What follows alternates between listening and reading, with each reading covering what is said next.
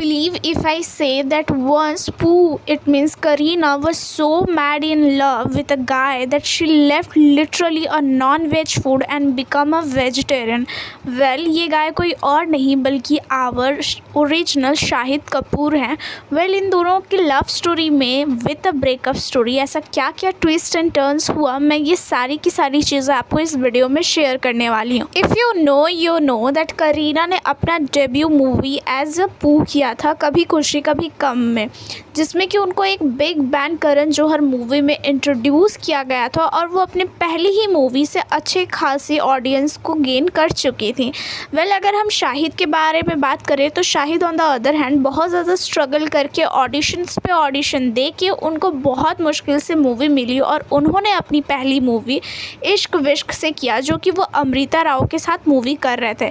Well, अगर बात किया जाए तो ये दोनों कपल मिले कब थे, I mean x couple, sorry यार हो जाती है कभी कभी गलती, तो फिदा के सेट पे मिले थे और इन दोनों को मिलते ही ऐसा आप कह सकते हो कि Kareena fail in love with Shahid.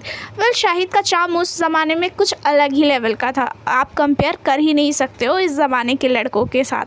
Well, no doubt और भी एक्टर्स हैं जो शाहिद के मुकाबले हैंडसम तो थे, पर जो उनका वो चार्म था वो कहीं ना कहीं करीना को दीवाना बना चुका था. Kareena once admitted herself that she was the one who make a first move in this relationship. Did not even bother. For You 2 did. months I had to chase him. You chased him? Yeah, like I was the one who was initiating the kind of SMSs and the calls and kind of asking him like, let's meet up. And he was a bit...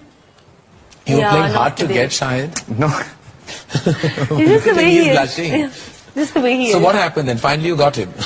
Yeah, finally we met up and obviously things started. But yeah, it was me who kind of made the first move and pushed the accelerator towards this relationship. Well, ये भी कहा जाता है कि उस time पे शाहिद की demand अलग ही लेवल पे थी और ये भी कहा जाता है कि कहीं ना कहीं ये र्यूमर अक्सर आया करती थी कि शाहिद उस दौरान जिस भी मूवीज़ में रहते थे या उनके टूवर्ड्स जो भी लड़कियां हुआ करती थी, एक्ट्रेस हुआ करती थी, उनके साथ कहीं ना कहीं उनके लिंकअप के रूमर्स आया करते थे. इसके बावजूद भी कहा जाता है कि करीना ने उनको नंबर ऑफ़ टाइम्स माफ़ किया और नंबर ऑफ़ टाइम्स इस रिलेशनशिप को एक मौका दिया ताकि ये एक रिलेशनशिप चले, ग्रो हो.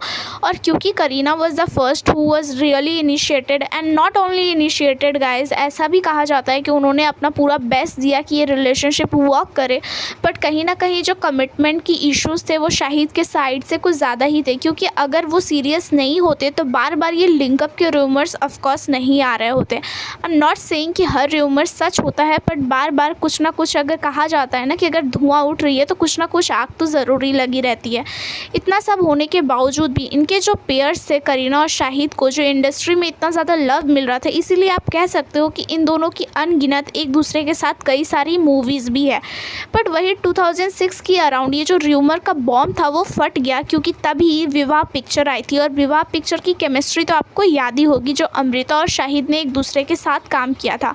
वो मूवी इतनी ज़्यादा एवरग्रीन बन चुकी थी कि आज के डेट में भी उस मूवी को आप देखो तो you can feel their chemistry. तो कहीं ना कहीं इस वजह से कह सकते हो कि करीना का इनसिक्योरिटी जो है वो हाई लेवल पे पहुंच गया था. इतनी सारी एक्ट्रेस के साथ लिंकअप आते हुए भी पता नहीं क्यों करीना को जो इनसिक्योरिटी बिहेवियर था टुवर्ड्स अमृता राव कुछ ज़्यादा ही नफरत में बदल चुका था और इस हद तक बदल चुका था गाइस कि वो लिटरली अमृता का करियर ख़त्म करने की कगार पे आ चुकी थी. She used all her connection just to make कि अमृता उस इंडस्ट्री में ना टिके. और कहीं ना कहीं आज आप ये कह भी सकते हो that Amrita not belongs to the Bollywood any more. And after this breakup कहीं ना कहीं शाहिद का वो जो नेचर था प्ले बॉय का वो चेंज नहीं हुआ था. स्टिल उनके जो लिंकअप के रूमर्स थे, करीना के ब्रेकअप के बाद भी बहुत सारी एक्ट्रेस का नाम आया, जिसमें कि Vidya Balan, Priyanka Chopra, Nargis et cetera et cetera. I mean शादी के पहले आप ये कह सकते हो कि शाहिद कपूर का इमेज कहीं ना कहीं वो प्ले बॉय वाला था.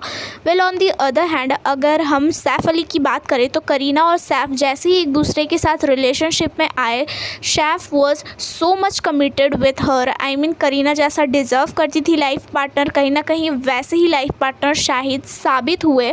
और उन्होंने कुछ ही टाइम में, जैसे ही कि वो दोनों रिलेशनशिप में आए, उन्होंने करीना के नाम का टैटू करवा लिया। और वो एक इनफ प्रूफ था कि शाहिद भी इस रिलेशनशिप में जैसे इनसिक्योर थे और कहा जा सकता है कि सीरियस नहीं थे, उसके टूवर्ड्स बिल्कुल ऑपोजिट ही सैफ थे, जो करीना के लिए बहुत ही ज़्यादा लवेबल थे, सपोर्टिव थे। और कहीं ना कहीं आज ही वो रीज़न है कि they are really made for each other. और वो उन दोनों का वो जो आप कह सकते हो स्टोरीज़ या उन दोनों को जो आप प्रेजेंस देखते हो कहीं ना कहीं ऑन स्क्रीन, बहुत ज़्यादा अच्छा लगता है।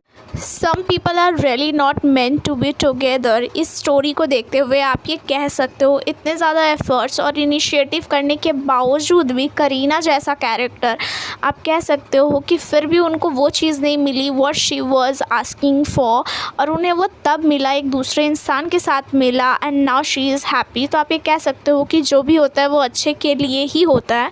Well, so that's it for today's guys. Hope आपको ये वीडियो अच्छा लगा हो। अगर अच्छा लगा हो तो ढेर सारे नीचे कमेंट्स कर देना। Do like and please subscribe to my channel. See you in the next video. Till then, bye bye.